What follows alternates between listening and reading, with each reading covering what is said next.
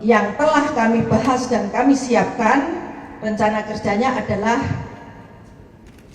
menuju pada efisiensi anggaran.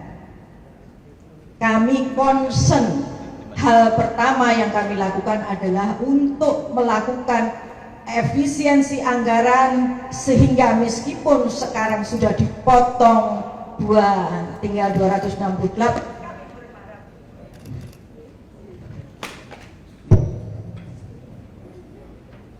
kami berharap masih bisa menurunkan lagi, namun tidak mengurangi sasaran. Jadi kami akan terus melakukan efisiensi anggaran di berbagai bidang. Dalam rangka efisiensi anggaran, maka hal yang kami lakukan adalah pertama, refocusing penerima manfaat. 2. Moratorium dapur titik-titik baru. 3. Pembenahan dapur-dapur yang telah berdiri dan telah beroperasi agar sesuai dengan standar untuk menghasilkan makanan yang berkualitas, termasuk perbaikan dan pelatihan SDM. Artinya bila dapur itu tidak sesuai, tentu kami akan lakukan suspend.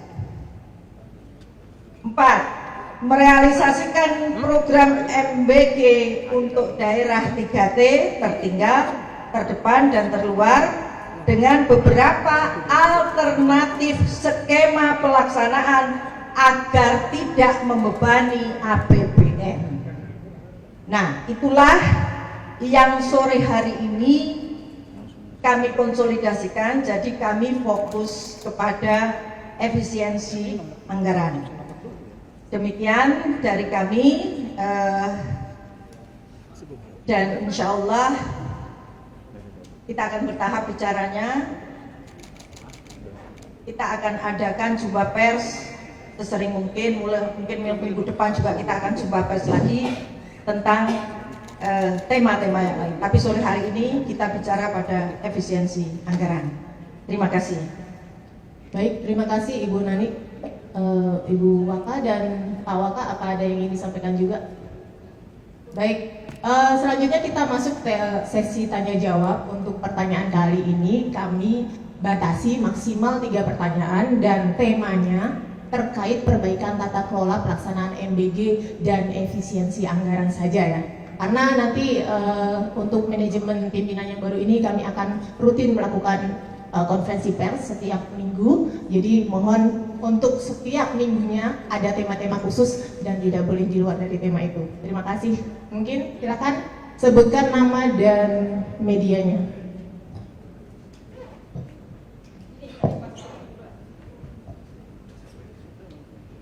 Selamat sore, perkenalkan nama saya Dias dari cnnindonesia.com. Bu Danik tadi sempat mention kalau akan ada moratorium ya untuk dapur MBG. Nah itu yang di moratorium apakah sudah tidak bisa mengajukan pembangunannya lagi, atau misalnya mungkin yang lagi berjalan itu di stop dulu, atau bagaimana? Mungkin boleh tolong dielaborasi lagi Bu. Terima kasih. Boleh, terima kasih Mas. Jadi kita sekarang ini kan banyak sekali yang mendaftar dan posisinya ada persiapan, ada apa gitu. Nah, saat ini sudah ada sekitar 27 dapur yang sudah 27.000 lebih dapur yang sudah operasional. Kami akan beresin dulu ini. Misalnya di satu kecamatan ini cukup kok 6 saja. Sudah, ya 6 saja. Jadi moratorium. Nah, lalu apakah nanti dibuka? Kalau kemudian setelah kita lihat kurang, baru kita buka lagi pendaftarannya. Jadi kami beresi dulu Mas, beresi dulu. Karena apa? Jujur sekarang yang numpuk ini di aglomerasi, yang 3T belum kesentuh. Jadi Pak Presiden pesennya kami harus ke 3T dulu. Demikian Mas. Berapa lama Bu ini untuk moratoriumnya? Ya secepatnya lah ya. Pokoknya ya kan kita intinya pemerataan. Pemerataan itu dalam arti bukan pemerataannya dapurnya harus dapat PM itu enggak, tapi pemerataan dalam arti semua anak-anak harus dapat. Tapi juga tidak dengan banyak dapur. Kalau banyak dapur kan tidak efisien, karena kita sewa dapur toh. Nah, ini untuk kita rem dulu dan ditata. Berapa kira-kira misalnya satu kecamatan, satu kabupaten ini idealnya berapa? Ini gampang banget, cepet karena kan kita sekarang kerjasama dengan Dikdasmen, dengan Kemendikbangga ya. Jadi untuk menghitung nanti berapa sebetulnya yang dibutuhkan. Demikian. Ya mungkin dari tengah, lalu nanti ujung kanan. Selamat sore Bu Nani. Pertama saya Lydia dari beritaNasional.com. Ibu izin tadi sempat dibilang untuk yang di 3T itu dengan metode dengan model lain gitu ya, nanti MBG-nya itu mungkin bisa dibagikan bagaimana. Dan anggarannya tadi kan mau dipotong, kira-kira udah ada rinciannya belum Bu, besarannya bagaimana yang bisa diefisiensikan, dan yang untuk di 3T difokuskan kira-kira berapa gitu. Terima kasih. Terima kasih Mbak Lydia. Kita kan hari pertama urung ngitung-ngitung angka Mbak. Saya belum kita ngitung-ngitung, tapi intinya dulu kan formalisinya menggunakan dibangun dengan pakai seluruhnya anggaran negara. Yang sekarang itu kita coba ada alternatif lain. Misalnya ada CSR BUMN, ada hibah dari negara lain, itu banyak loh hibah-hibah ini. Bahkan sekarang sudah ada juga beberapa yayasan yang menerima hibah untuk membangun dapur, ya. Kemudian ada juga misalnya kalau ada pengusaha dia berinvestasi di tempat yang terpencil, kemudian ada sekolah, ada lain-lain, mereka juga punya CSR kan? Nah, itu untuk bisa membangun. Jadi ada beberapa alternatif. Intinya untuk mengurangi beban anggaran APBN yang dulu kan full 100% mau dibiayai oleh APBN. Nah, dan kita juga ininya tidak harus membangun dapur baru, itu prinsipnya. Kita bisa menggunakan dapur-dapur misalnya kantin sekolah. Karena 3T ini cuman ada yang 200, ada 81, ada 47 orang di wilayah-wilayah itu. Jadi nggak mungkin kita membangun dapur-dapur baru. Jadi yang sudah ada existing, nggak tahu dapurnya siapa, mungkin ada dapur umum atau apa. Intinya tidak harus membangun dapur baru. Oke, terima kasih. Ya, Satu lagi ya. Kanan, silakan. Selamat sore, ibu-ibu dan bapak. Andi, Pak, Bu dari Kata Data. Ada pertanyaan.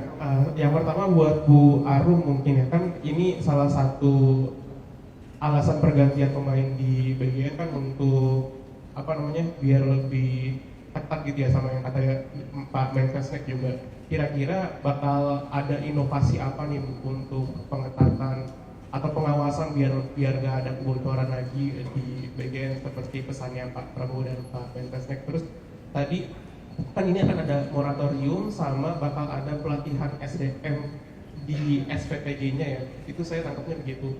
Dengan adanya langkah baru ini, apakah di akhir tahun ini masih akan tercapai 82,6 juta atau ini akan jadi lebih panjang lagi jadwalnya? Terima kasih. Moratorium tadi udah tak jawab, masa dijawab lagi. Nah, jadi gini, dampaknya ya, kemarin kami bertiga dipanggil Presiden dan kami sudah menyampaikan ke beliau, tahun 2026 ini mohon Bapak, kami tidak mengejar kuantitas, kami akan perbaiki kualitas, sehingga bisa jadi kami tidak akan mengejar ke 82 juta, tapi bagaimana dapur-dapur ini sehat, memberikan makan yang bergizi ya, lalu refocusing.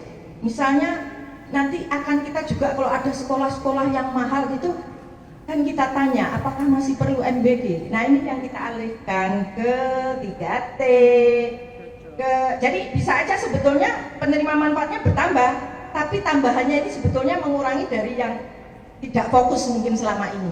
Nah sekarang kita fokuskan, kan sekarang kan semua sekolah dikasih. Nah sekarang kita fokuskan adalah ke 3T dan terutama untuk 3B.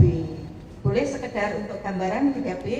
Jadi setelah kita diskusi dengan para pakar, kami ini selalu diskusi dengan para pakar untuk mengambil kebijakan. Kami kumpulkan dengan para profesor di bidang anak, dokter anak, lalu ahli gizi, bahwa mereka itu mengatakan bahwa intervensi gizi itu paling bagus adalah saat mulai kandungan bulan pertama sampai usia 9 tahun atau sampai SD. Nah, kita yang kejar ke sana. Makanya kemarin kita kan sampai mengeluarkan ancaman SPPG harus ada 3B. Bumil, busui, balita. Kalau enggak kita suspend. Alhamdulillah hasilnya bagus, 2 minggu tuh. Kan ini ada 22 juta 3B. Nah, itulah kira-kira ya. Pokoknya fokus Mas. Biar anggarannya juga fokus ya kan ke sana tercapai. Nah, terus apalagi tadi Bu Arumsari ya. Baik, terima kasih. Tadi sudah dikenalkan Bu Kepala ya bahwa background saya adalah dari BPKP. Saya auditor 34 tahun. Jadi kami ini kalau namanya auditor pasti ekspertisnya adalah di bidang tata kelola dan pengendalian internal. Jadi itu satu paket Mas sebenarnya ya. Nah, kalau inovasi konkretnya apa gitu ya, itu mungkin realnya mungkin saya belum begitu detail lah ya, tapi yang saya sudah sepintas tahu ya, kan memang adalah portal MBK lah, Dialur, sistem-sistem yang ada di sini, SIPGN dan sebagainya.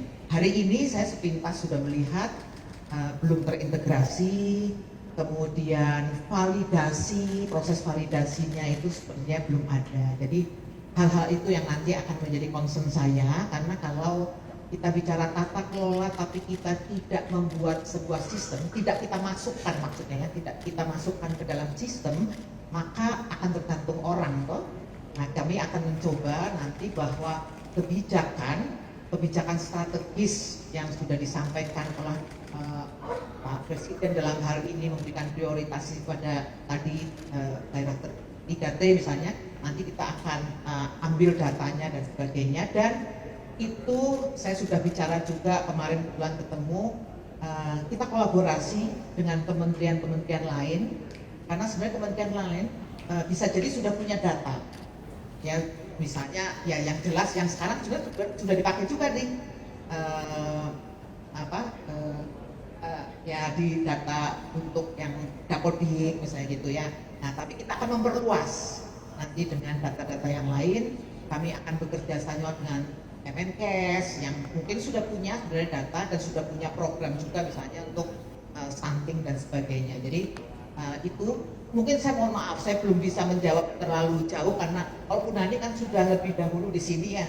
Kalau saya ini benar-benar baru hari pertama juga baru, dan saya juga belum dapat ruangan Mas, jadi karena ruangannya masih disegel, jadi belum bisa, mungkin mohon maaf. Nanti saya akan terus mengupdate seperti tadi Bu Kepala sampaikan, kita akan terus mengupdate gitu ya. Sebenarnya Ibu dan Bapak ya, kita sebenarnya sudah mendapat banyak rekomendasi ya, termasuk dari KPK. Maka pasti nanti akan kita sesuaikan dengan kondisi-kondisi. Ada dari KPK, mungkin ada beberapa pihak juga yang sudah memberikan rekomendasi. Hal-hal yang baik dan sesuai pasti nanti akan kita laksanakan, gitu ya Pak ya. Jadi yang jelas tugas saya adalah nanti tata kelola yang akan dibangun harus disistemkan gitu, supaya tidak tergantung pada orang toh, tapi harus disistemkan mulai dari data, tata kelola data, sistem informasinya juga, kemudian tata kelola yang lainnya. Itu mungkin yang jawaban saya. Mohon maaf kalau belum bisa memuaskan, baru hari pertama.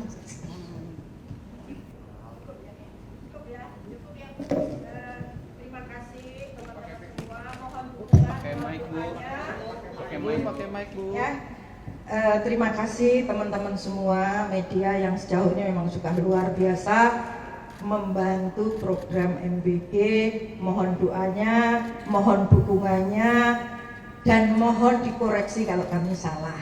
Kami butuh banyak masukan, dan dengan Mbak Ida tadi sudah kita instruksikan seminggu sekali, insya Allah kita bisa bertatap muka setiap minggu atau maksimal 2 minggu sekali lah.